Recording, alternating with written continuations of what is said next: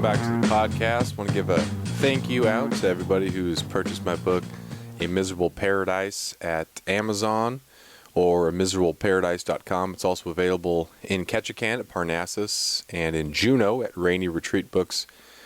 It'll soon be available at Mosquito Books in Anchorage, so it's kind of nice to see bookstores carrying an Alaskan author's book. That's pretty sweet, kind of a trip going in and seeing your own book. It's a lot of fun, a lot of hard work, and I appreciate the feedback and the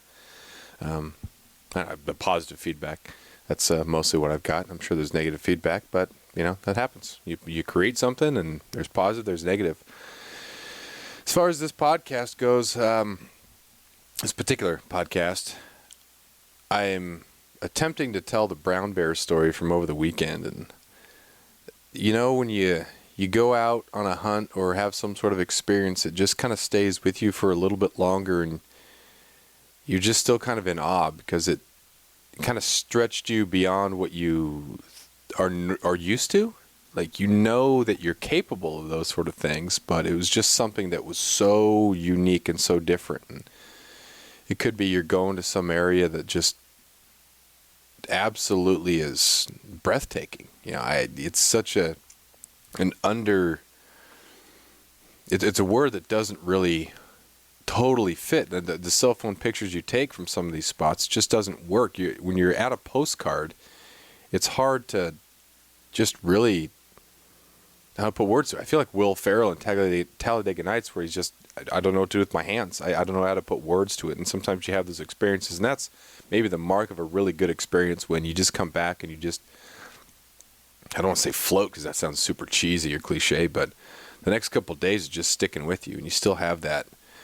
It's like a dopamine drip is still just kind of, and it's a different thing that you can't get from a screen or something that's artificial, and there's that tempting hashtag, the take me back, which I think is stupid because it means that you're looking back and you're living off old memories. And there's a certain point when you have to look forward and do something similar to that again. You should be motivated to do something similar going forward, rather than wishing you could go back and you could live moments that have already passed. So, but man, it was an unbelievable weekend. Just so much fun. Just going beyond that comfort, going beyond what you're used to, going beyond your normal program, and just seeing what's out there. And it's so helpful to have people who are willing to take other people out and on. And, you need those people. You need people who are willing to take you out, show you the ropes, mentor you in these new things. They learn from somewhere. There's certain things that you can be self-taught. I'm a self-taught fly caster, self-taught shooter. I've never got really any instruction when it comes to shooting at the range. But as far as how to be successful on hunts, or how to strategically plan and steelhead fish this river, you need people. And so it's really nice to have those people in your life that are also doers, and doers on a level that's more intense maybe than you're at. So you have somewhere to kind of go and push yourself. And then you just get so much more confidence that you can just crush life, because there's so much out there to do, and you're not intimidated by these things. And I'll admit, I was intimidated by a brown bear hunt for sure. I mean, I'm not around them a lot. I was talking with Tyler Friel a couple episodes ago, and he said you just kind of get used to it, and he's been on a bunch of sheep hunts too, and you just get used to that. And I would love to do both of those, but I haven't really had the opportunity yet. But you want to see what you're worth. You want to test yourself. That's where you get your confidence. You do difficult things, you come through the other side, and you're confident. So anyway, to the story here.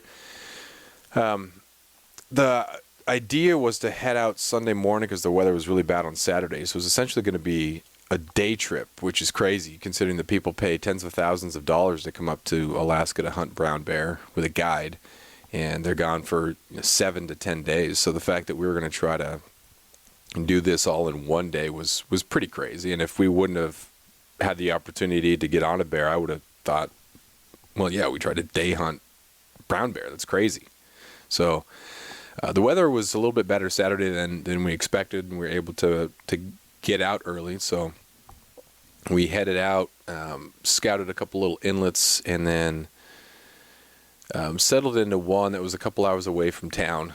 We took it was Brian and Kyla. They're a couple, and they just absolutely get after it. They're always taking. They put so many miles on the boat, and just definite adventurers, and they have a lot of fun together getting out. So they wanted to show me the ropes, which I'm greatly appreciative of their willingness.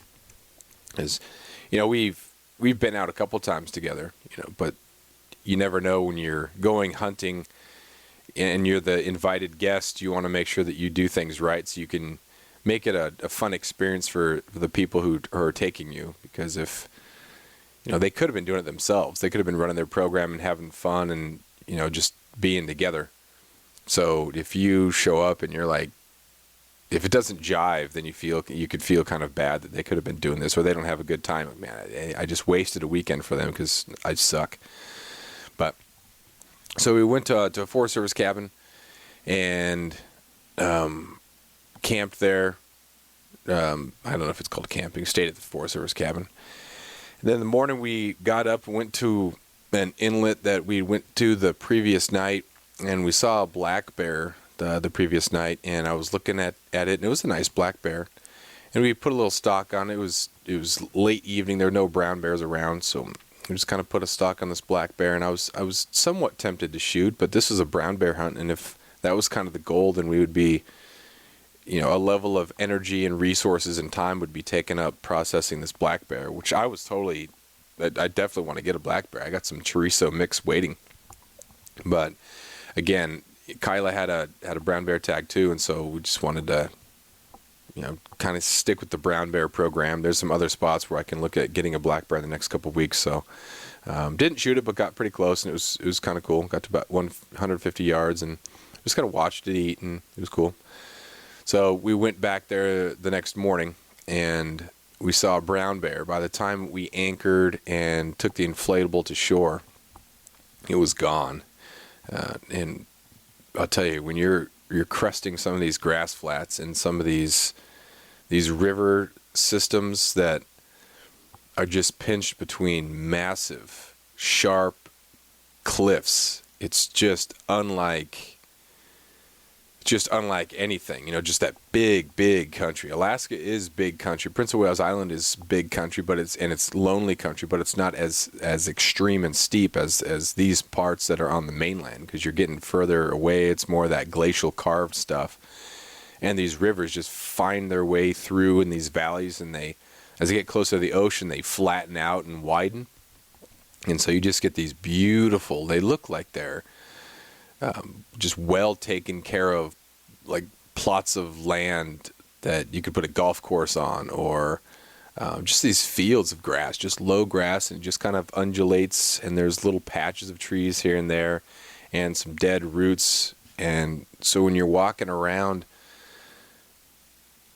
there's so much texture in it, you're not really sure. You come up over this, it looks like it's totally flat, but you come up to this little bit of a knoll, and what's going to be on the other side. Like, is there a little slough, and is in that slough, is there a brown bear? You're just going to walk up on a brown bear. So that's a totally different experience than walking around looking for black bears on tidal flats of islands. Islands have some pretty big tidal flats too, but it's just a lot different. You don't have the same level of extreme mountains, at least in Southeast. Growing up on Prince of Wales, we have some nice mountains there, but everything kind of just tapers much more gentle as it goes from mountains to the ocean. But back in the mainland here, it's just so rugged and so beautiful. So we did catch a glimpse of a pretty big brown bear. It was 600 or so yards away, walking away from us. Looked pretty big, but we couldn't really get a gauge, and then it was moving. So we just briefly saw it before it went into the woods. We took off from there. There was a small boat tied up to a mooring buoy, which was kind of weird, because you would think that the large boat would be tied to the mooring buoy, and then you would take the smaller boats into the spot that you're going to hunt. So it was a little bit confusing to me. I don't really know the brown bear program, so I'm not really sure what was going on there. But so we couldn't go into that inlet. A little bit further down, There was a small inlet. There was a boat in there that was anchored. There was another boat in the next little inlet. So then we went down to the spot that we thought was going to be the best one. Well, when I say we, I mean Brian and Kylie, because they'd been to this spot before and they'd spent some time there, so they thought this was going to be the spot. They were pretty excited for it. After years of fine print contracts and getting ripped off by big wireless providers, if we've learned anything, it's that there's always a catch. So when I first heard that Mint Mobile offers premium wireless starting at just $15 a month, I thought, what's the catch? But after talking to them and using their service, it all made sense. There isn't one. Mint Mobile's secret sauce is that they're the first company to sell wireless service online only. They cut out the cost of retail stores and pass those sweet savings directly to you. For anyone who hates their phone bill, Mint Mobile offers premium wireless for just $15 a month. I was hesitant about having to get a new phone and a new phone number, but with Mint, you can use your own phone with any Mint Mobile plan and keep your same phone and your same phone number along with all of your existing contacts. Mint Mobile gives you the best rate whether you're buying for one or for a family, and at Mint, families start at 2 lines. All plans come with unlimited talk and text plus high-speed data delivered on the nation's largest 5G network. Switch to Mint Mobile and get premium wireless service starting at just $15 a month. To get your new wireless plan for just $15 a month and to get the plan shipped to your door for free, go to mintmobile.com/waypoint. That is mintmobile.com/waypoint. Cut your wireless bill to $15 a month at mintmobile.com/waypoint. So we get there, and there's a big boat tied to the mooring buoy, and there's a smaller boat that's running into this inlet. So, dang it. We think it's over because that was going to be the best spot. So we'd have to find somewhere else to kind of go. And that's too bad because you spend a lot of time getting excited. And even though you're totally in love with the experience, you're having so much fun in this rugged terrain that you haven't spent a lot of time in, it's still great, and it's always just about the experience. That's the great thing that, we're, as hunters and anglers, we're really good at saying that. It was just about the experience. And it's just nice to be out there. Yeah, but it would also be nice to get what you're looking for as well. So we know these lines, and we have these rehearsed lines that fit, and they make us feel good. But, the truth is you want things to go right, and you want to have an opportunity to take what you came for. So with all those options out, we headed to a lesser option. I'm not even sure. I think they've been in this inlet once before or twice before because they explore a lot. But so we go in, and super, super steep on each side, just absolute harsh, unbelievable, glacial, sculpted terrain, just breathtaking. There's no words for it. I don't even know. I'm stammering. I don't even know what the heck. But when you're in the shadow of this just enormous earth, it's just such a different experience. So we come around a little bit of a corner, peek back into a bay, and usually these small little bays, these inlets, they end at like a right angle. So they come in, and then the grass flat starts, and there's just a 90-degree turn, and then another sharp 90-degree, and so it's hard. There's no angles back there to get a stock, or maybe come up one side and they can't see you, or if you're coming in, the wind is just going to swirl. You think, man, we're coming right at it. Like, how is this thing not going to see us? Because these aren't massive expanses in some of these little bays. So the thing has got to be super tolerant of motion, movement, noise, because you're puttering in, and they don't have great sight, but they do have good ears. So it's got to be tolerant of you creeping in. You got to hope that the wind doesn't swirl or is at your back. And thankfully for us, rather than this little bay be at right angles, it was more like a V bottleneck. So we were able to come in on one side, and the river had carved out some undulations in the tidal flat. So it was low tide, and the bear was clawing up clams. And we watched it for a little bit. It looked like a cool bear, but it was pretty thin. Had a pronounced hump on its back. Had a pretty big head. Like, the head just looked like it was almost too big for its body, and so we thought that it was maybe a younger one or something that had just woken up, because there was no fat on it, it looked like, but it was a beautiful coat. And so we decided to at least go in and take a look at it. So we were able to slowly putt in as quietly as possible, and we managed to disappear behind one of those undulations in the tidal flats. And so when it had its head down and it was clawing at the mud, we couldn't see its head, which meant that it couldn't see us. And so we thought, let's make a move. So we quietly anchored the boat, got on shore, and started working our way through the edge of the timber. And it's pretty funny because, you know, you're supposed to make noise if you're in the woods and you don't want to get, you know, attacked by a bear or surprise a bear. But when you're stalking a bear, you want to be as quiet as possible.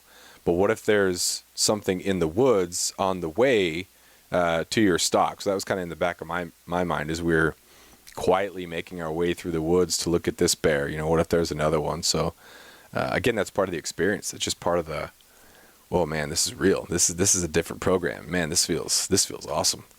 So we got close enough to get a good view. I ranged it at 250. Kyla ranged it at 207.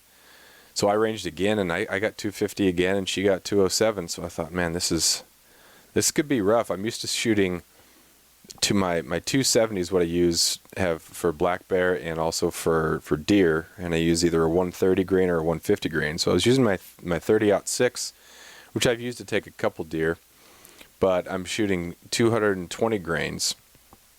So that thing is going to drop quite a bit between me and the bear. If it's 250 yards, it's still going to drop quite a bit if it's 200 yards, but that 50-yard difference was kind of in the back of my head, and I thought, well, I'm going to trust my rangefinder. So I set up, and I was just waiting for it to turn, give me a shot, and it kind of came up over the mound, and then turned a little bit broadside, and then a little bit more. So I took the shot, and there was no shock, and there was no mud splatter, and so I had to have shot right over it. And then it started just it looked around, it was kind of unsure, and started kind of trotting toward the shore, which is actually in our direction, not directly at us, but in our direction. And so it was getting closer and closer. And so once it slowed, I shot and just dropped it. It was crazy. I'd never seen just dump an animal like that before. Just a perfect shot. So the thing died very quickly, which was great. Its leg twitched just a little bit, but absolutely dumped it, and I was super proud of that shot. So I wasn't sure how I'd feel at that moment. When you're hunting predators, it's a little bit different feel. You know, I got that the black bear chorizo mix all ready to go, and I'm really excited for this. But this was a predator hunt. This is going to be a little bit different, and there's always that moment of gravity when you walk up. So you're super excited, but you know that you kill an animal. The thing was just hanging out. But you also look at hunting different if you are a hunter, because we know that nature is so unbelievably cruel, and that there are memes that are circling the internet about what people think that aren't hunters, about how animals pass away slowly of old age, where it's just a very calm, gentle, surrounded by your friends in this beautiful area. But starving to death in the wild is terrible. Even if you're a predator, if you get taken over by a bigger, younger, stronger boar, it is absolutely brutal, and death is severe and sometimes takes a long time, and it is brutal. So I don't want to make myself sound like a hero, or I did the right thing, but that's just the reality of it. So a clean kill was awesome, and the thing got to live an unbelievable life in this beautiful area. So, that kind of, it's just things to consider, whatever decision that you make as far as those sort of things go, whatever you say to make yourself feel better, or whatever you believe or however you feel, like there's just a lot of nuance to it. So walked up on the bear, super just kind of overwhelmed with excitement, just smiling. Then I get up to it, and it's a little bit smaller than I thought, which I don't care about. And I see this bare patch on its lower flank that I hadn't seen because it wasn't facing us. And there's this nipple staring at me. I'm thinking, wait, what? This is a sow? This thing had the pronounced hump. It didn't look like its front legs tapered. The claws were big. The mitts were big. It looked like there was that valley between the ears. And so all the things from the checklist when I went to Fish and Game, I was looking at the little identifying book just to make sure that I was doing things right. And it's a sow, which is, it's legal. But, you know, I was hoping to maybe shoot a boar. Okay, wow, it's a sow. But I looked at the teeth, and the teeth were absolutely worn down. It was missing a couple. In fact, when I took it into Fish and Game yesterday to have it sealed, the teeth that they usually take were missing. So the guy had to go to the third option just because this thing was so old that it was not, didn't have the teeth they usually take for samples. Started skinning it, and just zero fat on it.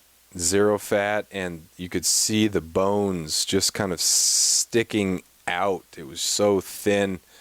Beautiful hide, unbelievable. Beautiful hide, big old head, beautiful, white claws, just so cool. But man, that thing was, she was old, and she was pretty close to the end there, which in hindsight makes me feel even better because, you know, this thing was probably getting close to the starve type program to end it, and had good long life. You just kind of wonder how many cubs it had, and how the genetics in the area, and then also how they get between these little bays.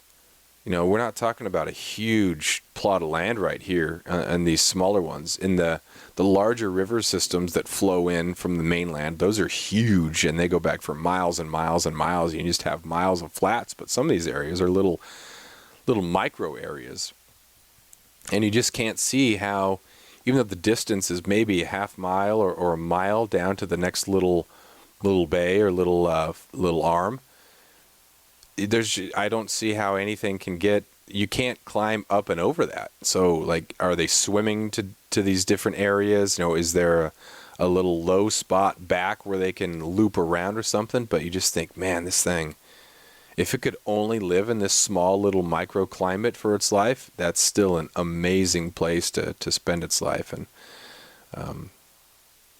just skinned it, and then rinsed it off, got it back to the boat. Super excited, just super happy. Overwhelmed by the experience. You know, how we describe what we felt like in that moment, what we're thinking about, it's impossible. You know, we fumble around, and I think maybe that's telling the story. You know, the less able you are to really articulate yourself, either when you're writing it or when you're talking about it, you know, that's that feeling. And that's the real connector. It's not the word that you use. It's just that kind of stammering, shake your head, man, you know, and if you have been on one of those hunts that kind of pushes you to the next level, and you just appreciate everything, and it's just, you know, that going beyond, man, it's just so great. You just feel so healthy, and you feel so alive when you're back in some real country, and that's why it sticks with you. Just days later, you're still just kind of on that high of experience, going beyond what you thought you would do, or you hadn't really considered, and someone takes you there, and it's just crazy. And then the thing too is that it's not a once in a lifetime opportunity. Like, this could be any weekend.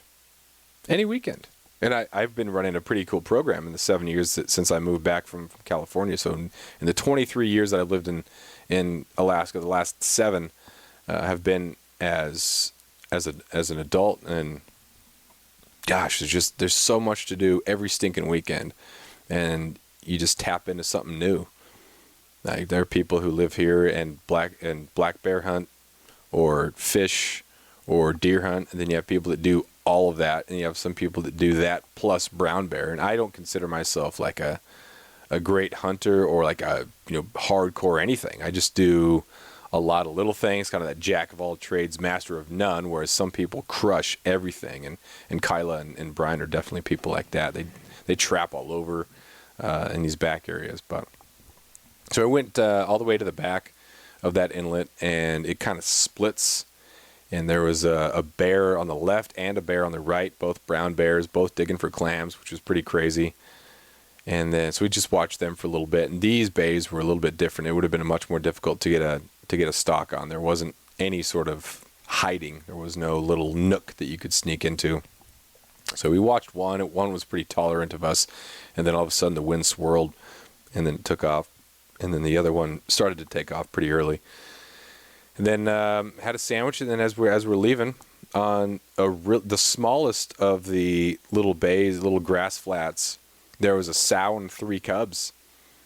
And just, man, that's 4 adult bears and 3 cubs in this one inlet. And this was the inlet that we thought was like the last option. It was try this, and if there's someone in here, it's over. So just an unbelievable habitat, and just so unbelievably cool that they can live in these areas. And how do they get around? Like, do they find little low spots and go up and over into different drainages? Do they swim across, or do they just live in the larger of these little valleys? It's amazing, absolutely amazing how hardy and just crazy these animals are. So that is the brown bear story. Super excited to have that experience again. It's Tuesday morning, and I'm just still kind of riding that. It's so much fun, and just can't wait for the next opportunity. That take me back attitude is, living in the past, and there are certain things that are tempting that we want to go back to, but also, what's the next thing that I can do? And then you just get this feeling, and just get so excited and happy, and just feel that joy in your life. And I think that's way more impactful than trying to solve everything else and just being negative about everything. Being healthy and happy, it's so important. So that's episode 202. Thanks for listening, and we'll talk to you next time.